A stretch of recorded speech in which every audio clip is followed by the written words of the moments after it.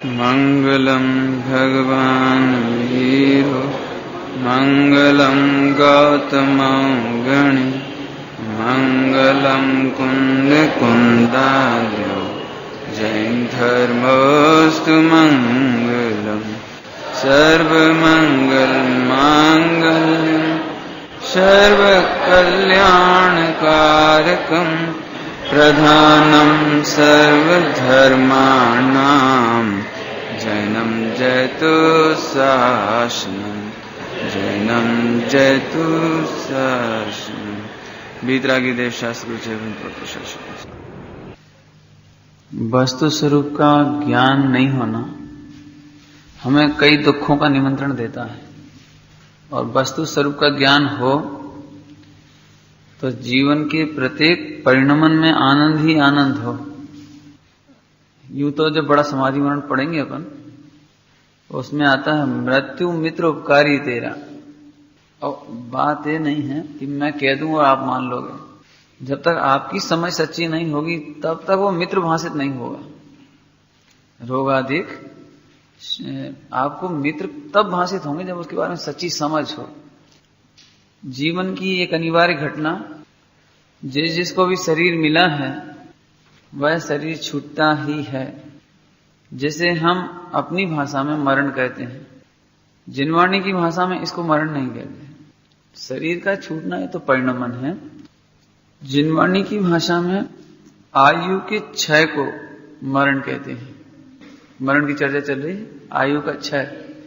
जैसे हमने पूर्व भाव में मनुष्यायी 80 वर्ष की बांधी आयु, तो वो 80 वर्ष की आयु का पूरा हो जाना, इस घटना का नाम जैन शासन में मरण है।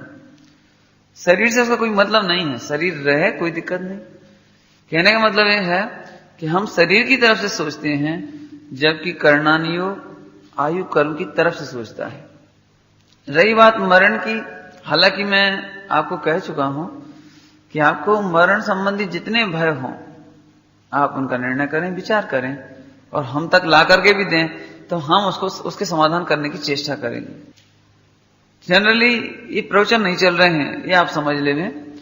प्रवचन में तो ऐसा होता है, मानना है तो मानेंगे, नहीं मानना तो नहीं मानेंगे, और ठीक है, चल रही गाड़ी। लेकिन इस मृत्यु की बात चल रही है, समाधि मरण की बात चल रही है, इसमें हमारा ज्ञान कुछ काम नहीं आएगा। आपकी समझ ही आपको आनंद देगी, आपकी समझ ही आपको निर्भर करेगी, और आपकी समझ ही आपको प्रसन्नता से शरीर छोड़ने में मदद करेगी। क्या कहें, जिनवाणी में तो कहा है कि देह छूटना अच्छा ही है। और आप भी विचार करो, देह छूटना अच्छा नहीं है? नहीं, देह छूटना अच्छा नहीं, बहुत अच्छा है। बताओ, मान चलो किसी की देह ना छूटती तो इस संसार में क्या हो रहा होता? नहीं, जैसे देह नहीं छूटती तो आपके घर में हजारों पीढ़ी होती, नहीं? कोई वृद्ध होता, कोई आंख फूटी होती, किसी कान फूटे होते, अब ना सुन सके, ना चल सके, ना बैठ सके, ना उठ सके, ना खा सके, और पड़ा पड़ा क्या करता है इधर? नहीं, क्या करता है आप बताओ? मान के चलो एक लड़के के पिताजी का नेचर अच्छा नहीं है, स्वभाव अच्छा नहीं है, बहुत क्रोध करते हैं, खाने की तृष्णा बहुत है, आदि आदि, और लड़के को बिल्कुल पसंद नहीं है उनका नेचर, लेकिन फिर भी वो जानता है कि 2-5 साल में चले जाएंगे, इसलिए शांति से निभाओ। तो कम से कम आदर से सोच लेता है चले जाएंगे 2-5 साल में, तो आदर से निभा तो लेता है कम से कम। और उसे मालूम पड़ जाए तो जाना ही नहीं है नहीं तो क्या होगा था?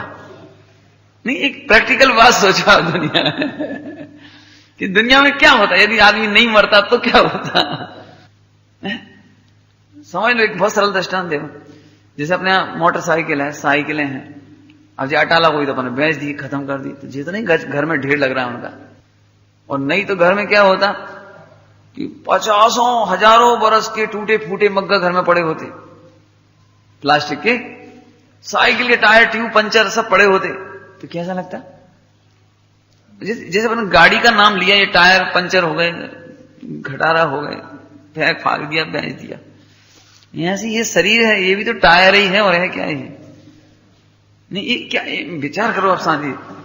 और मैं एक बात कहता हूं, एक निश्चित समय के बाद वास्तव में ये बोझ लगने लगता है, लगता ही है वो तो। देखो, जिस व्यक्ति की आयु अभी 125-150 बरस हो जाए ना, उससे मिलके पूछो आप कभी 100-125 बरस वाले से, उसके संगी साथी सारे मर गए, वो अकेला है।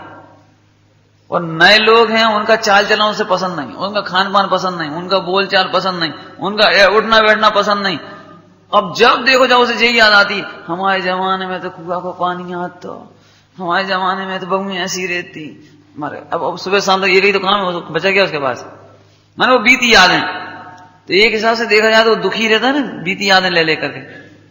अब किससे अपने मन की बात कहें बताओ, किससे चर्चा वार्ता करें, नई पीढ़ी सुनती नहीं है। तो एक बिल्कुल प्रैक्टिकल एग्जाम्पल की बात है कि अच्छा ही तो होता है, ये देह छूट जाती है। एक बात।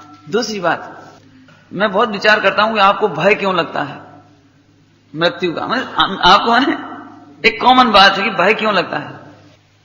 सच बात यह है कि आतंक उन्हें होता है, भय उन्हें होता है जिन्होंने सारे जीवन अपराध किए हैं। पुलिस के नाम पर वे भयभीत होते हैं जिन्होंने कोई अपराध किया होगा। ऐसे मृत्यु के नाम पर उसे अब वो जो पूरे जीवन के संस्कार जो उसने खोटे पाल रखे हैं चित्त में, खाने के, पीने के, कमाने के, लूटने के, खसोटने के, नंबर 2 के, चोरी के, छल के, कितने इसने अपने शक्ति का दुरुपयोग किया है, कितने इसने प्रभाव का दुरुपयोग किया है, कितना इसने ज्ञान का दुरुपयोग करके छल कपट में प्रयोग किया है। वे सारे संस्कार इसे अंतिम समय में चैन नहीं लेने देते। आप इस पॉइंट पर विचार करना सभी लोग। इसलिए उसे घबराहट होती, अब क्या होगा। और ये बात तय है, यदि किसी ने नरक आयु बांधी होगी तो नरक जैसे परिणाम उसके यही होंगे। पहले तो मरने के पहले नरक जैसे परिणाम यही होंगे उसके, आकुलित, पीड़ित, दुखी। अब चाहे तुम उसे नमोकार मन सुनाओ, और चाहे तुम उसे भक्तामर का पाठ सुनाओ, और चाहे उसे परभव की बहुत बताओ कि स्वर्ग होगा, तू चिंता मत कर, शांति से मरेगा तो स्वर्ग मिलेगा, लेकिन वो शांति से मर सकता ही नहीं है। अभी हालांकि इस प्रकरण की चर्चा बहुत विस्तार से अपन आगे करेंगे। मालूम है क्या लिखा है आचार्यों ने? समंत भद्राचार्य देव ने लिखा है, हे भाई, तुझे यदि समाधि लेना हो तो सबसे पहले तू अपने जीवन भर के पापों का प्रतिक्रमण कर। एक आचार्य दूसरे आचार्य के चरणों में समाधि लेने जाते हैं तो दूसरे आचार्य भी सबसे पहले उनसे प्रतिक्रमण कराते हैं। एक बात जरूर है, आप मेरे से पूछो साहब आप अपनी कमियां बताओ, तो मैं झूठ बोल रहा हूं या सही है आप समझ जाओगे अपने आप ही। और यदि मैं सहजता से अपनी छोटी से छोटी गलती बता दूं, गंदी से गंदी बात भी अपनी बता दूं, तो आपको बहुत अच्छा लगेगा। एक बात है, पंडित जी बहुत साफ हृदय के हैं, माने ये कहलाता है प्रतिक्रमण। ऐसे ही एक आचार्य जब किसी साधु को या किसी आचार्य को समाधि कराते हैं तो आद्योपांत पूरे जीवन का प्रतिक्रमण कराते हैं उनसे कि तुम अपने जीवन में वे सारे पाप बताओ जो गंदे से गंदे हो सकते हैं, जिन्हें कहने में आप शर्मा भी सकते हो, घबरा सकते हो, बुरा भी लग सकता है, ऐसा भी लग सकता है कि आचार्य क्या सोचेंगे, ऐसा भी हो सकता है। लेकिन आपको हम यही परख रहे हैं कि आप प्रतिक्रमण कर सकते हो कि नहीं, तो उससे प्रतिक्रमण कराते हैं।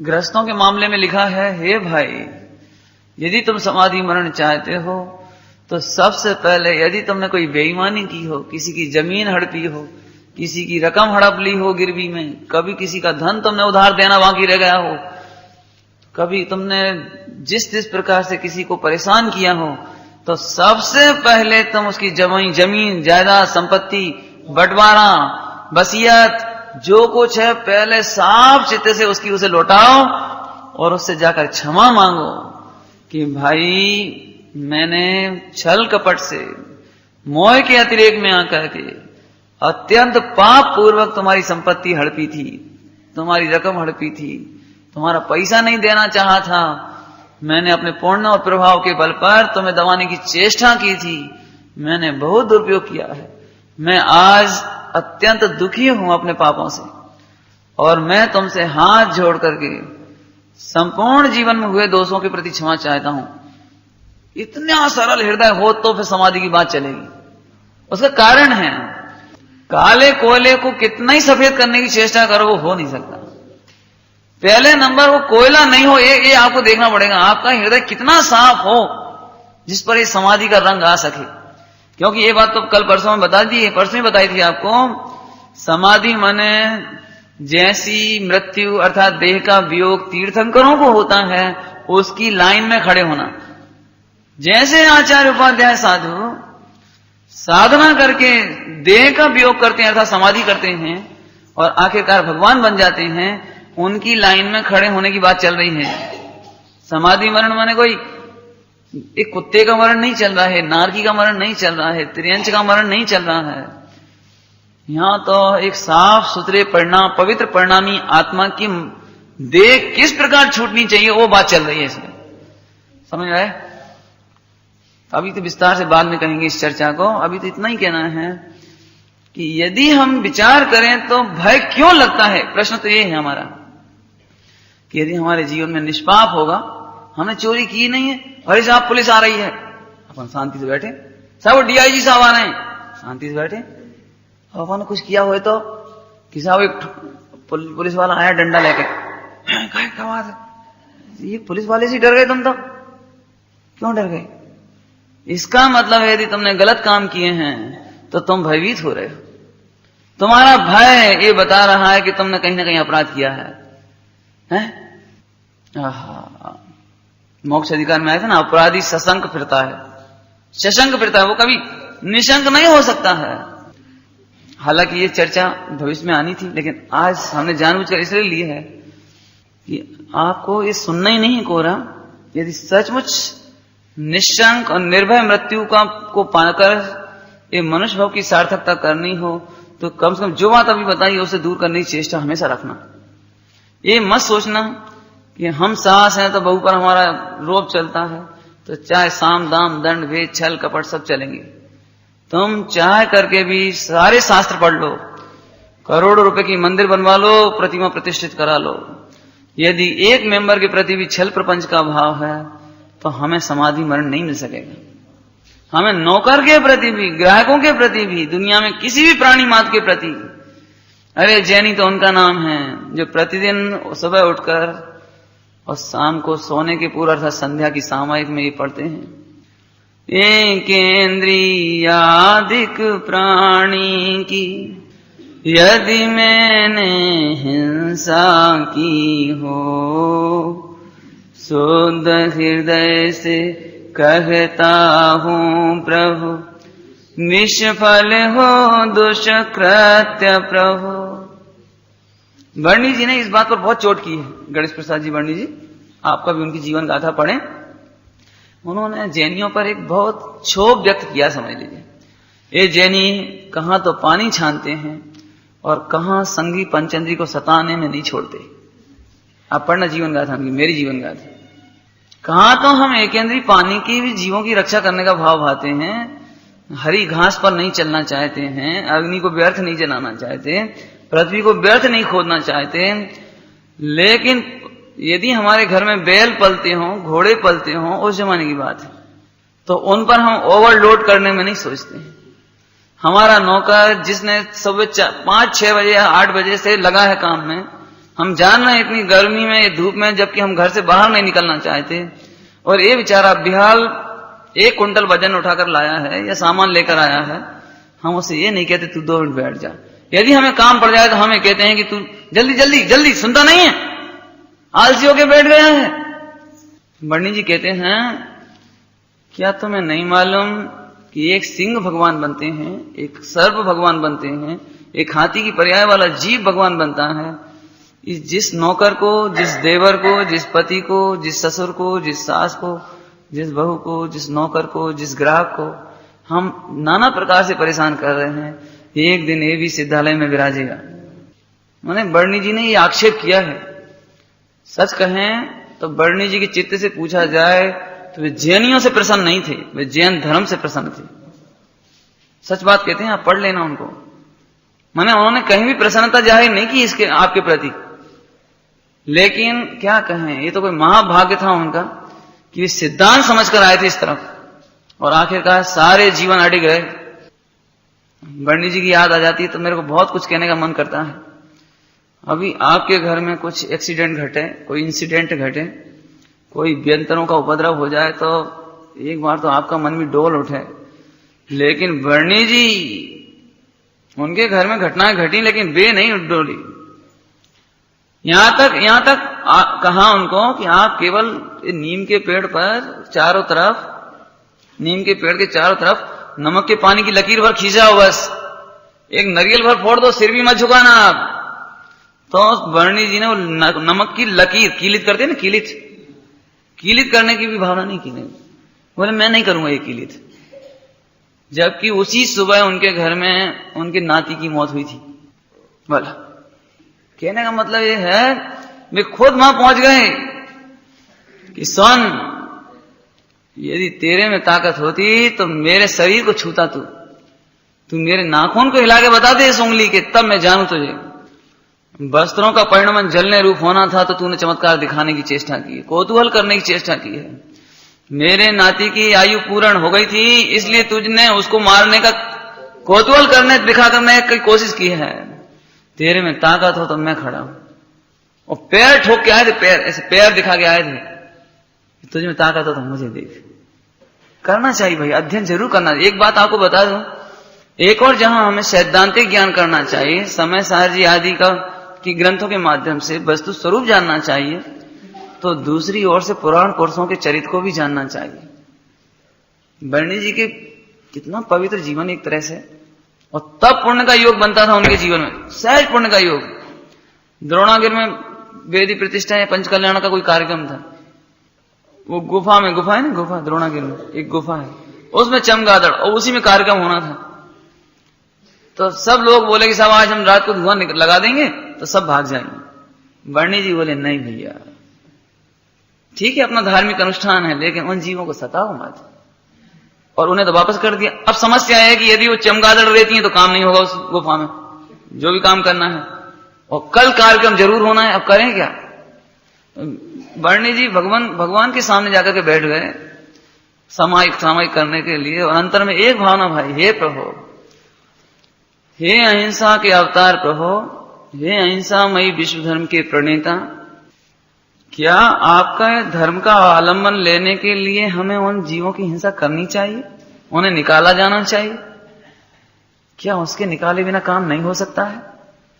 हे प्रभु, मैं नहीं समझता हूं कि एक अहिंसा का आधार लेकर हम चलें और उन जीवों को वहां से दुखी करके हटाना पड़े।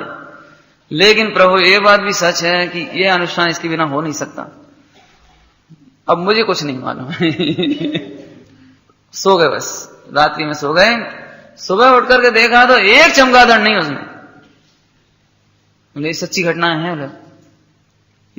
बात ये नहीं कोई चमत्कार है या कुछ है, लेकिन वो जीव कितना पवित्र होते होंगे, उनका परिणमन कितना सरल होता होगा। हमें विश्वास इस चीज का, हमें लगता है कि इसके बिना काम नहीं चल सकता है।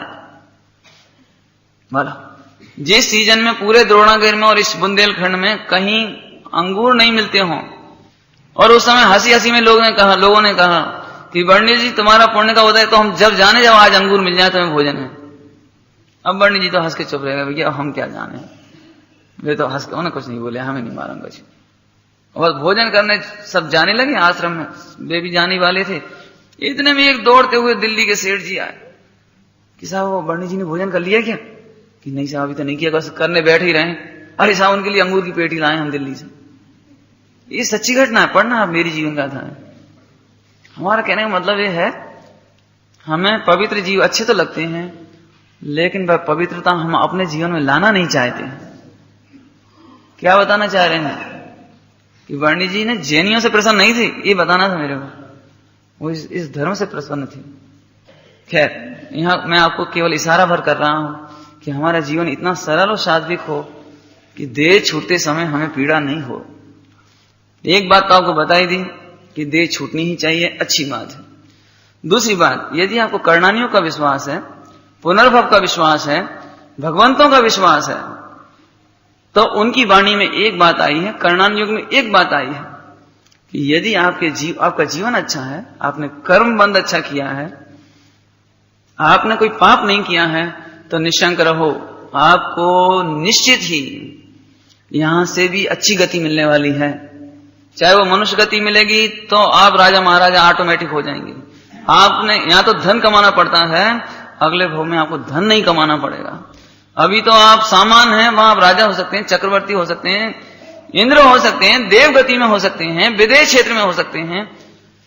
अरे आपके यहाँ के जो पवित्र परिणाम लेकर जाओगे, ध्यान से सुनना, एक बहुत काम की बात बताना चाह रहा हूं। कल एक बात कही थी, आज ध्यान से सुनना इस बात को, कि मंद कषाय अलग चीज है और वस्तु के आधार पर शांति अलग चीज है। वस्तु स्वरूप को जानने के आधार पर जो हम शांति लेकर जाएंगे यहां से, वो हमारी आत्मा की पात्रता, योग्यता बढ़ाती है। ध्यान से सुनना, कुछ फिर से कह रहा हूं बंधु जी, सभी लोग सुनना, बहुत मार्मिक बात। मंद कषाय से मरोगे तो ज्यादा से ज्यादा पुण्य लेके साथ जाओगे, और उस पुण्य के उदय में ज्यादा होगा तो वहां देवियां मिल जाएंगी, पैसा मिल जाएगा, खान पान की सुविधा मिल जाएगी, पत्नी अच्छी मिल जाएगी, बच्चे मिल जाएंगे। लेकिन वस्तु स्वरूप के आधार पर निश्चल भाव से मरण होगा तो योग्यता अच्छी लेकर जाएंगे। अब योग्यता और पुण्य के उदय में क्या अंतर, वो आप समझ लो थोड़ा सा, नए लोगों के लिए बताना चाहेंगे, पुराने लोग भी समझें। एक व्यक्ति करोड़पति है, बहुत सुंदर है, लेकिन जब जिनवाणी सुनने बैठता है तो 2 अक्षर समझ में नहीं आती। तो पुण्य के उदय में सुंदरता है, पुण्य के उदय में आयु अच्छी है, और पुण्य के उदय में सामग्री अच्छी है, लेकिन जब जब भगवंत मिलते हैं, जब जब समोसरण मिलता है, जब जब जिनवाणी मिलती है, तो बुद्धि काम नहीं करती। ये योग्यता की कमी है। अब तो ख्याल में है, हम ये नहीं चाहते कि हम यहां से पुण्य लेकर जाएं, हम चाहते हैं योग्यता लेकर जाएं। आचार्य देव भगवान की भक्ति करते हुए कहते हैं, जैसे तो आप दर्शन पाठ में पढ़ते होंगे, दर्शन पाठ सुबह पढ़ते हैं, हे प्रभु आपके चरणारविंद की भक्ति सहित मुझे नरक में जाने में भी कोई भय नहीं है। नहीं अखरता जैन धर्म के बिना दरिद्री का होना, नहीं चाहता जैन धर्म के बिना चक्रवर्ती होना। क्योंकि पुण्य के उदय में सम्यक दर्शन नहीं होता, पुण्य के उदय में केवल ज्ञान नहीं होता, पुण्य के उदय में मोक्ष नहीं मिलता। पुण्य के उदय में मिलेगा तो सुंदर शरीर, हुष्ट पुष्ट शरीर, तो क्या करेंगे, क्या करेंगे लड़के, क्या करेंगे, और मेकअप करो, हीरो बनो, पिक्चर बना, क्या क्या करेगा ये बताओ। पुण्य के उदय में अच्छा बल मिल गया तो इसको मार, उसको सता, उसको करेगा क्या ये। पुण्य के उदय में ज्यादा पैसा आ गया तो, ध्यान से सुनना, पुण्य के उदय में ज्यादा पैसा दुखी देता है। ज्यादा पैसा हो तो संभालने की पीड़ा तो है ही, इन्वेस्ट करने की पीड़ा, रखने की पीड़ा तो है ही, 100 जने मांगने वाले पैदा होते हैं उसकी पीड़ा। इतना ही नहीं, यदि अपने ही बच्चे उसका सदुपयोग नहीं करें तो उसकी पीड़ा बहुत है। अपने बच्चे वही पैसा से शराब पीवे, सिगरेट पीवे, जुआ घर में जावे, और एक दिन सारे समाज के सामने नाक कटा देवे। मैंने एक पीड़ा नहीं है, आप ये नहीं समझने, एक पीड़ा है। गरीबों के पास तो केवल एक पीड़ा है कि किसी तरह थोड़ा पैसा हो तो भरपेट रोटी खा ले बस। इस ईमानदारी की बात है बिल्कुल। इसलिए समझदार वे हैं जो पुण्य का उदय नहीं, क्या चाहते हैं, समझ गए।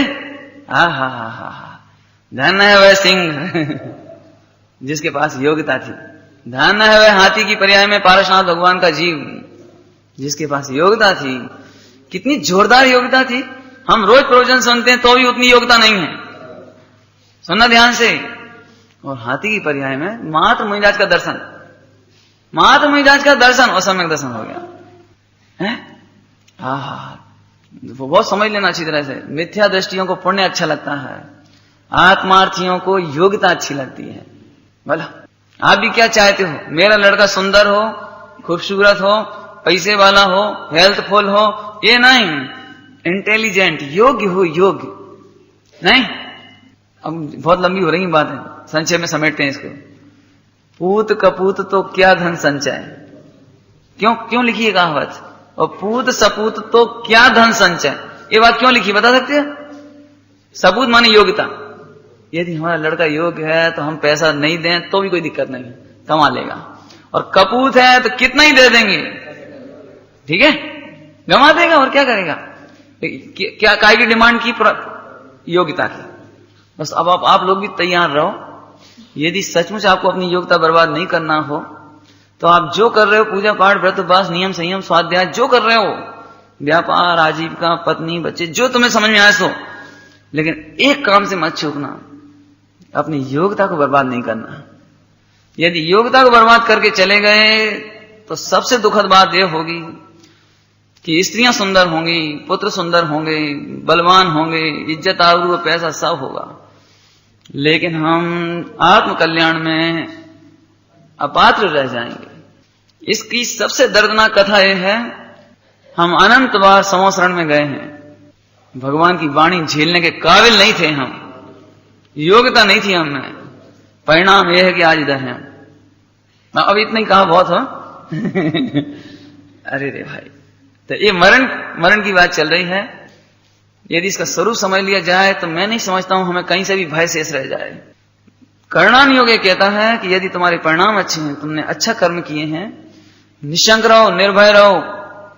नियम से यहां से बढ़िया गति मिलने वाली है, बढ़िया संयोग देवशास्त्र गुरु का मिलने वाला है, और सबसे अच्छी बात, सबसे बढ़िया पात्रता मिलने वाली है, और तुम अल्प काल में अधिकतम 7-8 भाव में मोक्ष पाओगे।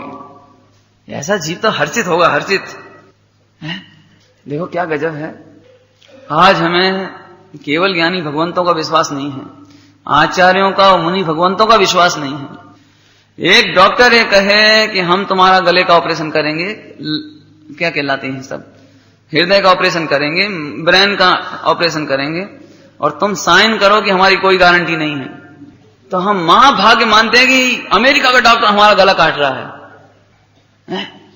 वो करते हैं ना बाईपास सर्जरी, इधर से लेकर पूरा उधेड़ देते हैं नीचे तक, फिर नस खींचते हैं, फिर वो लगाते हैं। अरे तुझे उनका तो विश्वास है? कितना बेहिचक 1-2-5 लाख खर्च करने तैयार, बेड रेस्ट करने तैयार, व्यापार छोड़ने तैयार, खाने पीने का परहेज करने तैयार, और पूरा शरीर ऐसे सौंप देता है प्रसन्नता से, और ऑपरेशन के बाद बड़ी प्रसन्नता से कहता है, पंडित जी बस जब समझो कि पुण्य का उदय सही समय पर चेत गया हमारा, डॉक्टर समय से मिल गया, उसने उधेड़ दिया बिल्कुल, और अब ठीक ठाक है। क्यों? पुण्य का उदय इसका नाम है कि हमें ऑपरेशन कराना पड़े। अरे यदि पुण्य का उदय होता तो इनकी जरूरत नहीं पड़ती, लेकिन हमारी परिभाषाएं मिथ्या दृष्टि की उल्टी हो गई हैं सारी। हमें भी सुविधाएं आकर्षित करने लगी हैं, अमेरिका का डॉक्टर आकर्षित करने लगा है। हम ये नहीं समझ पा रहे कि हम इन भगवंतों का विश्वास छोड़ते हैं और उसका इतना विश्वास कर बैठते हैं, ये हमारे अधोपतन का कारण है। आप फिर विश्वास रखो, यदि आपने पंच परमेष्ठियों का आश्रय नहीं छोड़ा है, उनका बताया हुआ मार्ग नहीं छोड़ा है, आपके जीवन में 5 पाप और सदाचरण, 5 पाप का अभाव और सदाचरण है, और आप शास्त्र के स्वाध्यायी आत्मा के अभ्यासी हैं, वेद विज्ञानी हैं, तो आप निसंकट रहिए बिल्कुल कि आपका कल्याण ही होने वाला है। डरने की क्या बात है, छूटने तो दे, कोई दिक्कत नहीं है। तब तो कहते हैं लाखों वर्षों तक जियोगा, मृत्यु आज ही आ जावे। क्या है ये बताओ? जग के दुख की तो परवाह नहीं है, स्वर्ग सुख की भी चाह नहीं है, मैं तो जामन मरण होवे ऐसा यतन पारस प्यारा, मैं तो जी संकट हमार। पढ़ते तो हो, क्या भाव है इस लाइनों का? इन लाइनों का क्या भाव है?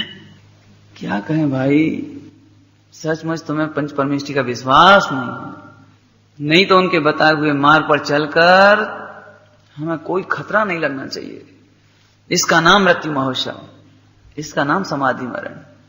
देखो, एक व्यक्ति गरीबी दूर करने के लिए, आजीविका करने के लिए, स्मगलिंग जैसे धंधे जिसमें बिल्कुल गारंटी है कि पकड़ा जाएगा तो गोली लग सकती है, फांसी चढ़ सकता है, आजीवन कैद हो सकती है, कभी किसी को गोली मारनी पड़ सकती है, लेकिन इस देह को की प्रीति कहां है उसे? तो हम आजीविका के लिए इस धन देह की कुर्बानी कर सकते हो। ये जो क्या कहलाते हैं आजकल गिनीज बुक में नाम लिखाने वाले, वो देह की परवाह नहीं करते हैं। कैसे कैसे वोट पाए करते हैं, वोट पाए, हेलीकॉप्टर को दांतों से रोकते हैं, माने कितने कारनामे करते हैं। अभी वो रस्सी के ऊपर मोटरसाइकिल चलाते हैं, इधर से इस पहाड़ से उस पहाड़ तक, एक पैसे के खातिर, कलाकारी के खातिर, नाम रिकॉर्ड मान कसाई के खातिर तुम इस देह को नहीं गिनते। ध्यान से सुनना, क्रोध कसाय के खातिर तुम इस देह को नहीं गिनती। क्रोध आ जाए तो तुम भूखे रह सकते हो, क्रोध आ जाए तो तुम घर छोड़ सकते हो, क्रोध आ जाए तो बिल्डिंग पे से कूदने तैयार हो, क्रोध आ जाए तो आत्मघात कर सकते हो। क्यों? धर्म के खातिर इस देह की प्रीति एक बार भी क्यों नहीं छोड़ सकते? क्या कह रहे हैं? अपने हित के खातिर। धर्म माने कोई भगवान पे एहसान नहीं, धर्म माने कोई भगवान पे एहसान नहीं, अपने ही हित के खातिर, अपने अजर अमर होने के खातिर, अपने सिद्ध बनने के खातिर इस देह की प्रीति क्यों नहीं छोड़ी जा सकती? आप बताओ मेरे को। मैं तो असल में मैं तो कहता हूं आप प्रश्न लाओ, मैं समाधान करूं। अभी वो उल्टा रहा है कि मैं ही प्रश्न खड़ा कर रहा हूं कि देह से छूटने का भय क्यों? नहीं, आप बोलो ईमानदारी से बता। क्रोध, मान, माया, लोभ, टोडरमल जी लिखा है तीसरे अधिकार में। क्या कहें और ज्यादा क्या कहें? जब इसकी मायाचारी चलती नहीं है तो विष भक्षण करके देह छोड़ देता है। ठीक है? माया, जब इसकी माया का साथ सफल नहीं हो पाती है मायाचारी, तो पहले तो आक्रोशित होता है, क्रोध करता है, नाना प्रकार के उपाय करता है, और अंत में जब इसकी मायाचारी छिप नहीं पाती, माने पल नहीं पाती, रह नहीं पाती, तब ये विष भक्षण करके मर जाता है। क्रोध कसाय के खातिर विष खा के मर जाता है, ऐसे लिखा है। चारों कसाय में विष खा के मरना लिखा है इसमें, मोक्ष मार्ग प्रकाशक जी में, है ना? आप सोच लेना जरा, ये जो अभी सैनिक मरे ना, सैनिक कारगिल में देश के खातिर मर सकते हैं। देश के खातिर तो चलो ठीक ही है, कह लो, लेकिन आजीविका के खातिर यदि आज भी रोजगार अच्छा होता तो कौन जाता? लेकिन यही सोचते हैं कि 10-5 साल सीमा पे रहेंगे तो बच्चे और पत्नी और पैसा, आज वो अपने महाघोर अंधकार, कोई लाइट की फैसिलिटी नहीं, टीवी की फैसिलिटी नहीं, चारों तरफ बर्फ गिर रही है। अभी मालूम नहीं है आपको, एक बरस में लगभग 150-200 से ऊपर 200-250 सैनिक तो केवल खड़े खड़े मर गए हैं। इतनी ठंड, बर्फ गिर रही, जब यहां ठंड लहर आ जाती, शीत लहर, वहां क्या स्थिति है? माने अखबारों में पढ़ोगे तो ये उंगलियां टपक गई ऐसे, गल गल के टपक गई उनकी, हाथ टपक गए ऐसे, पढ़ना आप अखबारों में, पैर के पंजे गल गए बिल्कुल, और मर गया बड़े बड़े। मैंने उसमें लिखा था 90 डिग्री का वो पहाड़ है, 90 डिग्री का। 90 डिग्री समझते हैं? सीधा ऐसे कि एक आदमी दूसरे आदमी को कंधे पे लेकर के भी नीचे नहीं उतर सके, और घोर बीमारी में उसको टिक टिक करके बैठ करके उतरना पड़ा सैनिक को, वो बीमारी के काल में। और यार पढ़ो तो क्या स्थिति है। सुनो, जब 4 कसायों के खातिर तो तुमने अनंत बार देह छोड़ी है, एक बार अपने ही हित के खातिर देह छूटे तो बिल्कुल प्रेम से छोड़ देना, इसका नाम समाधि वर्ण है। अब तो कोई खतरा नहीं है, अब तो नहीं है डर। देखो एक बात है, जब तक मानसिक रूप से तैयार नहीं हो गए तो ये बात हमारी ऊपर से चली जाएगी सारी। हम चाहे मुनिराजों का वर्णन कर दें और चाहे कुछ, ज्यादा से ज्यादा तुम कहोगे, पुराने जमाने में भाट होती थी, भाट, समझ गए? भाट कथा करने वाले, एक बात है ये कथा अच्छी करती है, तो 10-25 दिन बाद, महीना भर बाद आप एक बात कहोगे, ये भाट बहुत अच्छा था, समाधि मन का क्या रोल किया उन्होंने क्या वर्णन किया। मैं नहीं चाहता हूं, हम चाहते हैं कि जिधर हम चर्चा कर रहे हैं वहां पूरे तरीके से भीगे, अंदर उतरे ये बात हमारे कि सचमुच हमने बहुत देर छोड़ी है।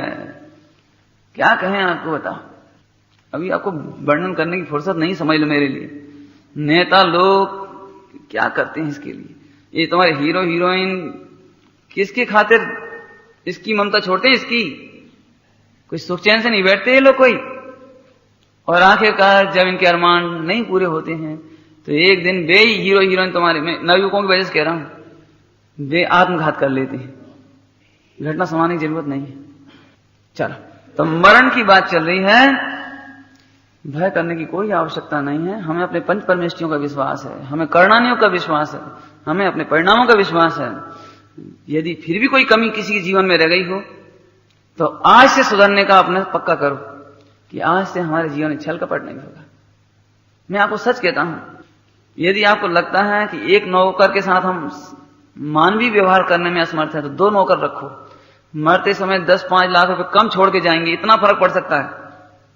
लेकिन सुनना, छोड़ने में फर्क पड़ना है, ले जाने में तो फर्क पड़ना ही नहीं।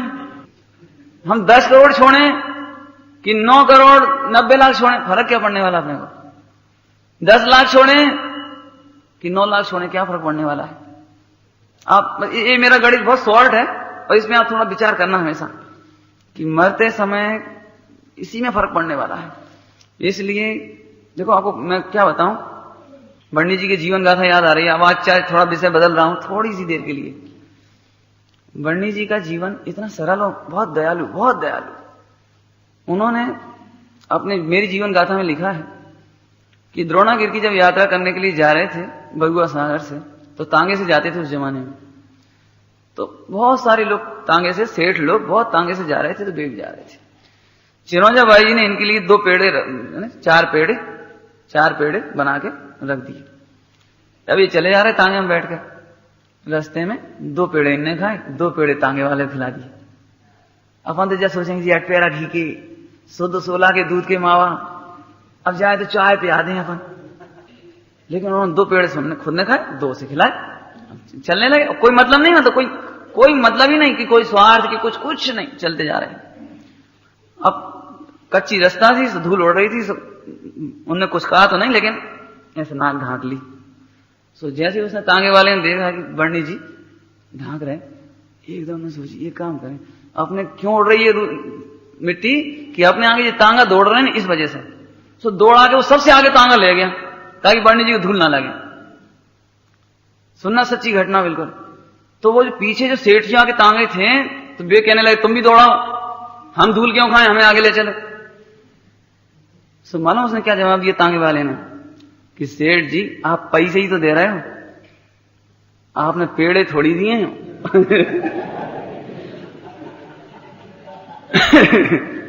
मैंने एकदम बिल्कुल ऐसा ही लिखा। उसको तो बिल्कुल बराबरी से जो खुद ने खाया सो खिलाया है, आपने क्या किया है। देखो, अपन पुण्य का उदय चाहते हैं, सम्मान चाहते हैं, सुविधाएं चाहते हैं, लेकिन जब तक सरलता का और समानता का व्यवहार हम नहीं रखेंगे तो हमें भी कोई समानता का व्यवहार देने वाला नहीं है। एक और बहुत अच्छी घटना मेरी जीवन गाथा में छपी है। चिरौंजा बाई जी लेटरिन करने के लिए गई, उसमें पुराने जमाने की खुड्डी बनी रहती थी जो। सो अब भगवान जाने कुछ कर रही हूँ, या हाथ में से कंगन वंगन निकाल के साफ कर रही हूँ, धो रही हूँ, जो भी कर रही हूँ। सो छूट गया तो लेटरिन में गिर गया। सुनने कोई बात नहीं है, मैत्रानी आएगी, जमादार है, सब निकलवा लेंगे। फिर भी भूल गई, बिल्कुल ही भूल गई। मंदिर गई, आ गई, फिर भूल गई। अब वो जमादारन साफ करके भी चली गई, और दूसरे दिन वो जमादारन सोने का कंगन लेके वापस आई कि माता जी कल जी आपका कंगन मिला था हमें तुम्हारी इसमें से। तो बर्नी जी ने उस घटना का विश्लेषण करके बताया कि आखिर उसकी नीयत खराब क्यों नहीं हुई। चाहती तो कह देती हमें नहीं मालूम, हम तो भैया भर के ले गए फेंक गए, हमें कहा मालूम। लेकिन अपने आप लाके दे गई। उनने कहा भी नहीं चिरौंजा बाई जी ने कि हमारा कंगन हमें वापस करो, अपने आप दे गई। बोले क्यों हुआ। अब चिरौंजा बाई जी का जीवन चरित्र पढ़ना आप थोड़ा सा।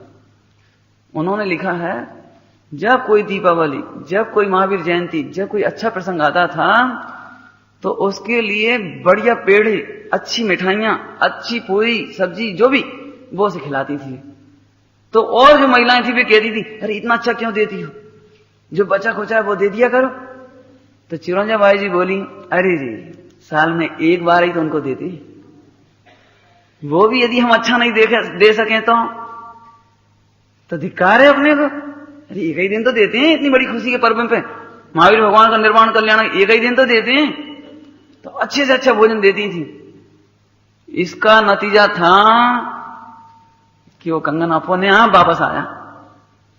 आज हमारे नौकर हमको क्यों छलते हैं, या हम अपने नौकरों पर विश्वास क्यों नहीं कर पाते।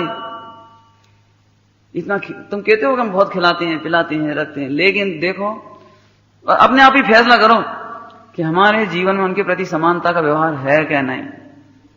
हमारा पुत्र और हमारा नौकर, इन दोनों में क्या लगता है आपको। अरे आप ही सोचना बस। फिर कहता हूं आपको पुण्य का उदय अच्छा लगता है, हम आदर चाहते हैं, हम समानता का व्यवहार चाहते हैं, लेकिन हमारे जीवन में स्वयं वह समानता का व्यवहार नहीं है। और कर्णाम योग से देखा जाए तो पुण्य बंधेगा तो ही तो उदय में आएगा। आपको क्या बताएं, आपको लगता होगा कि हम जब तक दादागिरी नहीं करेंगे काम सही नहीं होगा। ये बिल्कुल गलत फहमी है आपकी। मैं इसके पे ज्यादा लेक्चर नहीं देना चाहता इस समय, नहीं तो मेरे पास सैकड़ों एग्जाम्पल है इस बात के। आप किराने के दुकानदार हो, चाहे मजदूर से मकान बनवा रहे हो, आपको लगता है हम सामने खड़े होकर 10 बार डांटेंगे तो काम अच्छा होगा, इसमें नहीं है। आप उसको समानता का व्यवहार करो।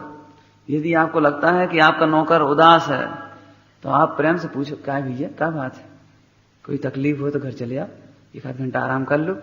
भैया कल रात को तुम्हारी बहन की शादी थी, आज छुट्टी जा। अपने तरफ से कहो आप उसे। मैं नहीं सोचता हूं कि अब वो कभी तुम्हारी पीठ पीछे चोरी करे, करता तो है ही। तुम जितने पैसे बचाते उससे कई गुना नुकसान करता है वो आपका। लेकिन फिर मैं कहता हूं, आप अच्छी चाय कब देते हैं उसे? यदि कभी घर में आ जाए और देना भी पड़े तो बची खुची, नहीं तो वो चाय की छन्नी छान के आखिरी की निकाल के, चल ले भैया, ए तू भी पी ले चाय। नहीं, ये एग्जाम्पल की बात है। मैं इशारे में समझ लो आप उसे बस। माने हमारे जीवन में उसके प्रति कहां है मालूम। मैं किसकी बात कर रहा हूं? ये कल के महावीर हैं जो आज नौकर का रोल अदा कर रहे हैं। ये कल के सिद्ध हैं जिनको हम पूजा करेंगे, अर्चना करेंगे, हाथ जोड़ेंगे। ठीक है, आज पाप के उदय में भी हमारे सामने इस तरह खड़े मालूम है। पारसनाथ भगवान का जीव हाथी की पर्याय में, राजा का प्रिय हाथी थे राजा का, और राजा उस पर सवारी करते थे, और वही हाथी सम्यक दृष्टि हुआ था, और वही पारसनाथ भगवान हुए थे। जब तक हमें इतनी छोटी सी बात समझ में नहीं आती है कि प्राणी मात्र भगवान बनने की ताकत रखता है, प्राणी मात्र भविष्य का सिद्ध है, तब तक आपने जैन धर्म की ABCD भी नहीं सीखी, और आपके जीवन में चरणान योग नहीं आ सकता, आ ही नहीं सकता। पक्की बात समझो आप इसे बिल्कुल।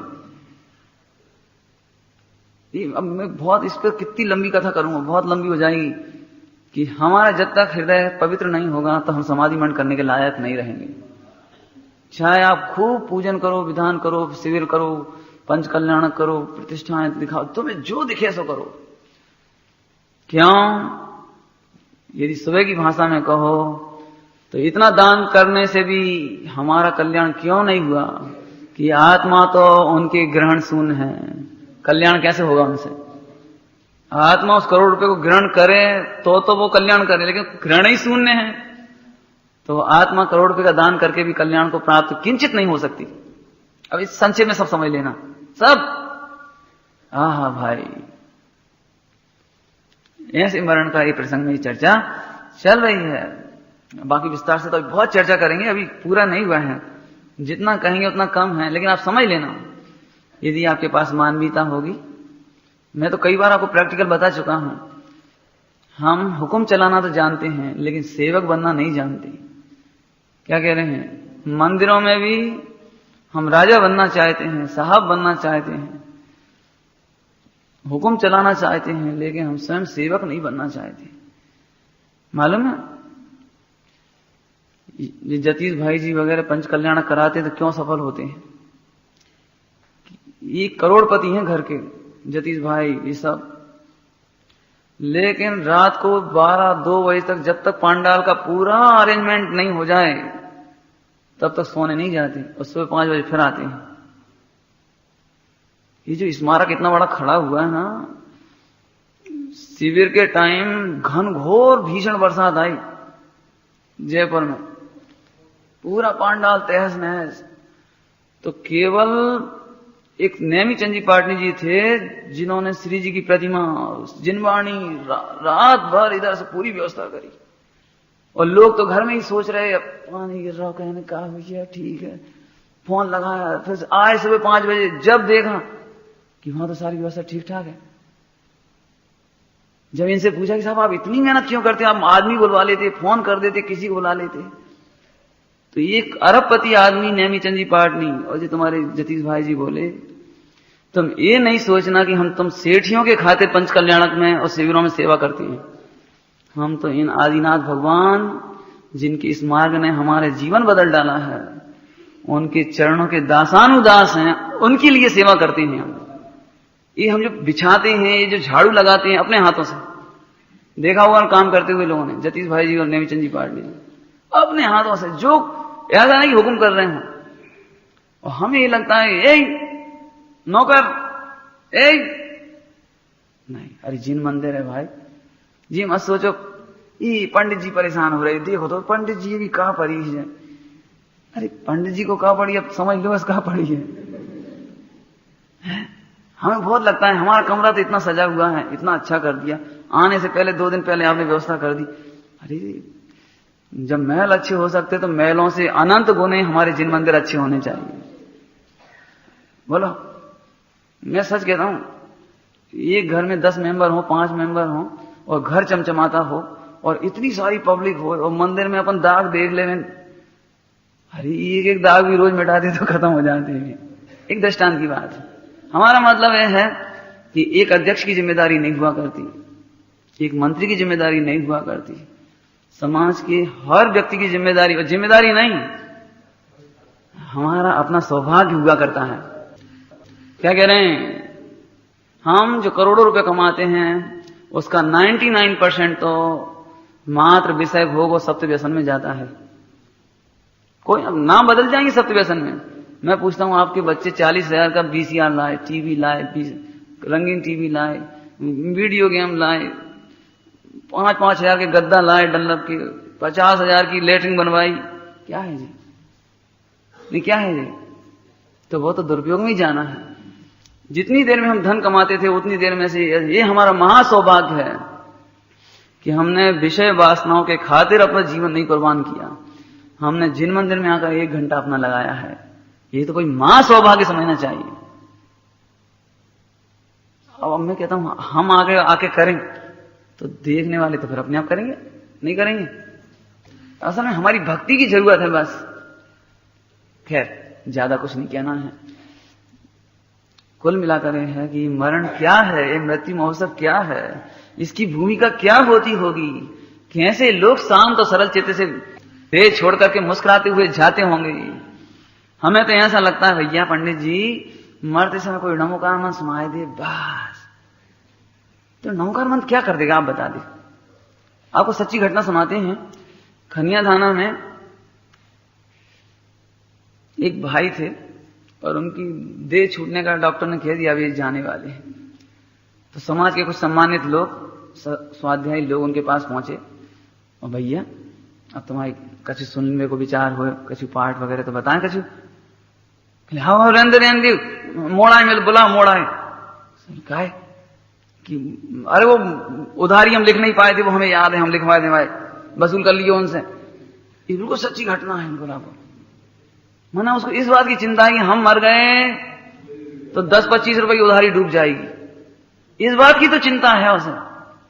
लेकिन उसे ये कह रहे हैं देख भाई अंतिम समय है, अब भी तू चेत नहीं, बिल्कुल उपयोग ही नहीं लगा उसका उसमें। बोला और हमने खुद ऐसी घटनाएं देखी हैं। जब जब हम उन्हें तत्व का उपदेश दें या प्रवचन क्या नाम है पाठ सुनाए, पूजा सुनाए, सो तो नींद आ जाए, खर्राटे भरे, सच्ची बात बिल्कुल एकदम। और जब कोई बीका था चले तो झट नींद को जग जाए बिल्कुल, बस खुल जाए। क्या है देखो भाई, इससे मालूम पड़ता है कि इसके कोई बुरे दिन आने वाले हैं। एक और बात आपको कहता हूं, देखो सभी लोग सावधानी से सुनना, ये महाभाग समझो कि ये चर्चा अपन कर रहे हैं। ये हुंडा अपसर्पणी पंचम काल है। आगे आने वाले 21,000 है, अभी तो ये 18,000, 18,500, 21,000 का छठा काल।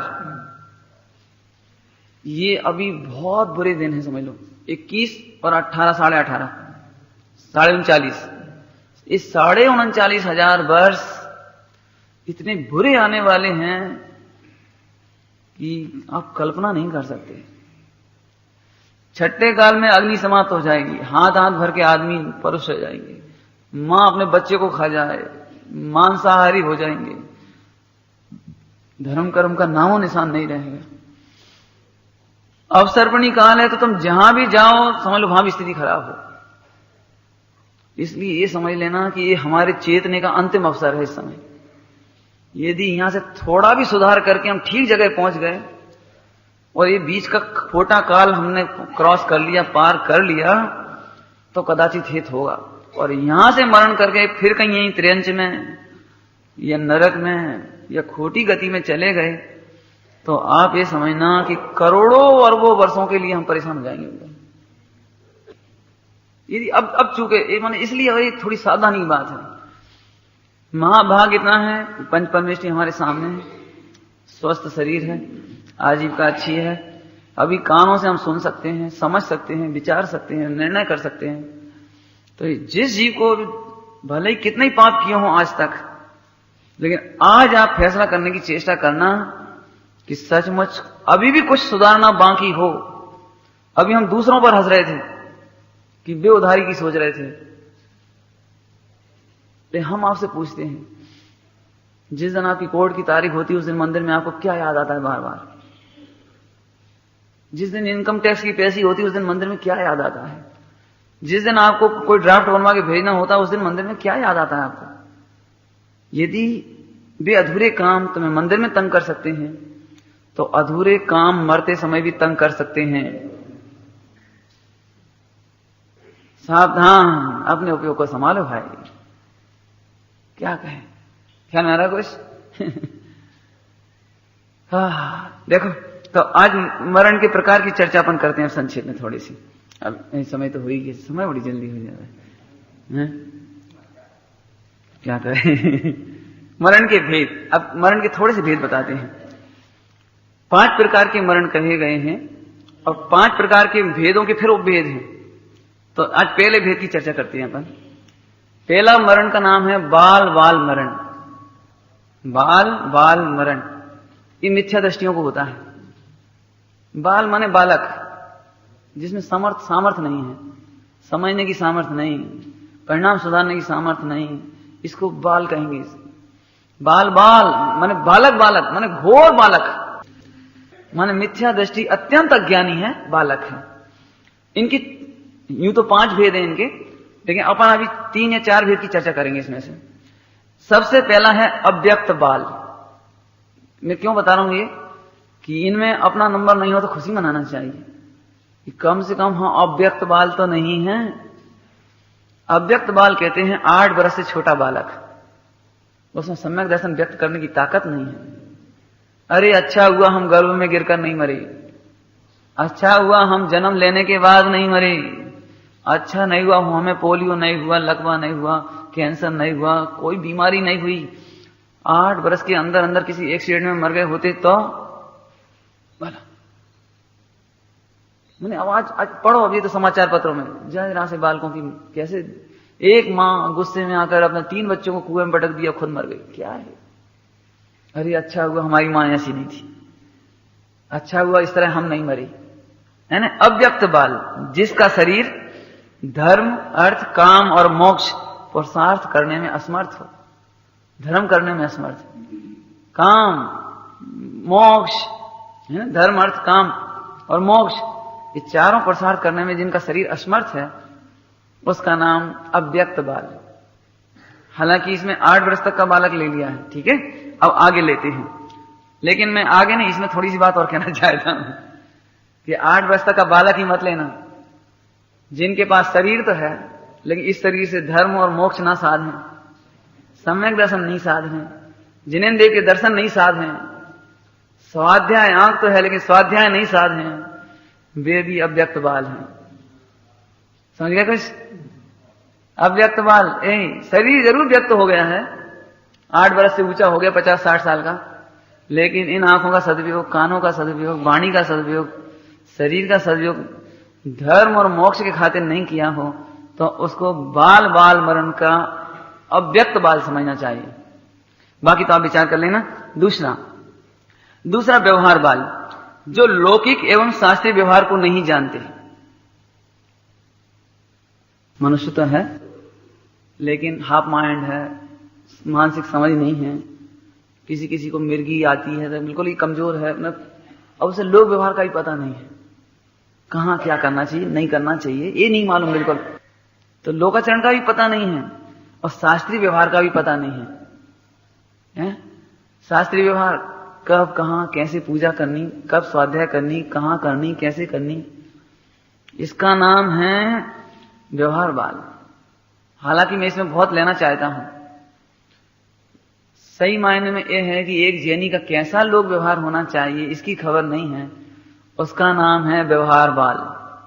नहीं समझ में आई? ज्यादा नहीं खींचना चाहते हैं, आपको तकलीफ होगी।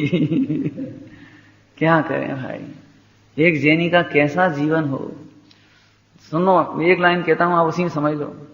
दिगंबर जैनों के मुनि भी 3 लोक के सर्वोत्कृष्ट पुरुष हुआ करते हैं, और दिगंबर जैन 3 लोक में सर्वोत्कृष्ट पुरुष श्रावक ग्रस्त हुआ करते हैं। भाई इतने में समझ लेना आप। एक घटना मेरे को याद आती है, हालांकि वो घटना तो राष्ट्रीयता की है, राष्ट्रीयता की, लेकिन हम अपनी धार्मिकता में घटाएं, नैतिकता में घटाएं थोड़ा सा। एक भारतीय सज्जन जापान गए, बातचीत हुई, रेलगाड़ी में परिचय हो गया, संग किसी धर्मशाला में ठहरी, वहां से संग जाना हुआ। तो वो जो जापानी का एक व्यक्ति था जापान का, उसने उससे 100 पाउंड उधार ले लिए भारतीय व्यक्ति से, 100 पाउंड। बोला अभी आप 1 सप्ताह यहां रुकने वाले हैं, तब तक मैं आ जाऊंगा और मैं आपको लौटा दूंगा। संयोग से किसी कारण से वो नहीं आ पाया और इनका टाइम पूरा हो गया। तो 1 सप्ताह बाद ये उस धर्मशाला को या जो होटल में ठहरे थे वहां से चल दिए। तो फिर रेलगाड़ी में फिर परिचय हुआ, चर्चा हुई, वार्ता हुई। तो नैसर्गिक है कि अपन पूर्व में जो परिचय जिससे हुआ था उस गांव के व्यक्ति से, नगर के व्यक्ति से, तो उसका परिचय उन्होंने दिया कि एक व्यक्ति था, 100 पाउंड उधार लिए थे, आने का बोला था, फिर आया ही नहीं, पता नहीं क्या बात है। ये सच्ची घटना छपी थी अखबार में। तो उस दूसरे जापानीज व्यक्ति ने फौरन 100 पाउंड निकाल के दे दिया उसको, फौरन 100 पाउंड कि आप ले लो। बोले नहीं नहीं, आप कौन होते हैं उसके? नहीं, बोले वो मेरा भाई था। बोले वो मेरा भाई था। बोले आपका भाई? बोले हर जापानीज भाई है। तुम इस 100 पाउंड में हमारे पूरे देश और देशवासियों की राष्ट्रीयता बदनाम करोगे। देश में जाकर, भारत में जाकर तुम ये कहोगे कि जापानीज, हमारा पूरे देशवासियों का, भारत माने जापान का जो राष्ट्रीय चरित्र है उसका 100 पाउंड में भी नीलामी हो जाएगी। इसलिए आप बिल्कुल इस 100 पाउंड ले लीजिए, आप चिंता मत करिए। मैं सच कहता हूं, इस घटना को पढ़ने के बाद अपने तो रोंगटे हिल जाते हैं। ये राष्ट्रीयता के कैरेक्टर में सुना रहा हूं मैं कथा। और अब हम जरा इधर सोचें कि हमारे कारण हमारे महावीर, हमारे मुनिराज कितने बदनाम होते हैं। हमारा खान पान, हमारा रहन सहन, क्या कहें। जब समाचार पत्रों में जैन समाज की कोई घटना छपती है, चाहे वो शादी संबंधी हो, दहेज संबंधी हो, बहू को सताने संबंधी हो, तब हमारे महावीर भगवान और हमारे मुनिराज की क्या इमेज रहती होगी अन्य समाज में, ये सोचना आप थोड़ा सा। आप कहोगे साहब क्या करें पंडित जी, हम क्या कर सकते कि तुम बहुत कुछ कर सकते हो, इसीलिए कह रहे हैं तुमसे। जैसे एक राष्ट्रीय कैरेक्टर बनाया जाता है, ऐसे एक धार्मिक कैरेक्टर बनाने की जिम्मेदारी आपकी है। जैसे राष्ट्र की सीमाओं की रक्षा करना हम सबकी जिम्मेदारी है, प्रत्येक नागरिक की जिम्मेदारी है, ऐसे ही प्रत्येक जैनी की जिम्मेदारी है धार्मिक सीमाओं की रक्षा करना। हम स्वाध्याय करें, हम प्रेम भाव बनाएं, हम एक दूसरे का सहयोग करें और इन स्वाध्यायों से इन सिद्धांतों को समझें, तब आपको धार्मिक और सामाजिक मूल्यों का पता लगेगा। क्या कहेगा था, बात कही चल रही थी व्यवहार बाल। एक सामाजिक व्यवहार, एक धार्मिक व्यवहार, खान पान, रहन सहन, उठना बैठना, क्या कहें आपको। यदि आप मेरे से चित्र खुलवाओगे ना, वो तो बहुत गंदे हैं सारे सारे। आप ही देखो बस, एक ससुर और एक बहू एक साथ, ऐसी पिक्चर देख रहे हैं टीवी पर एक साथ, बस अब कह नहीं सकते, आगे आप ही समझ लो। ये कौन सा कैरेक्टर है हमारा, ये कौन सा धार्मिक चरित्र है हमारा, ये कौन सा सामाजिक मूल्य हमारे। हम मुनिराजों के आगे पीछे घूमने में तो शान समझते हैं, लेकिन ये नहीं छूट पाती हमारी, ये नहीं छूट पाती। लोग कहते हैं जी तो बड़े भगत हैं, जी तो खाते हैं होटलों में, पीते हैं फला। सोचना ये, मैं फिर कहता हूं, आप ये मत समझना कि हम कहा करें पंडित जी नहीं। हम आप में से प्रत्येक की जिम्मेदारी है धार्मिक और सामाजिक मूल्यों की रक्षा करने की। हम चाहें तो अपने परिवार के बच्चों को पाठशाला भेजकर, स्वाध्याय करा करके, पूजा से, पाठ से, भक्ति। ओम नमः।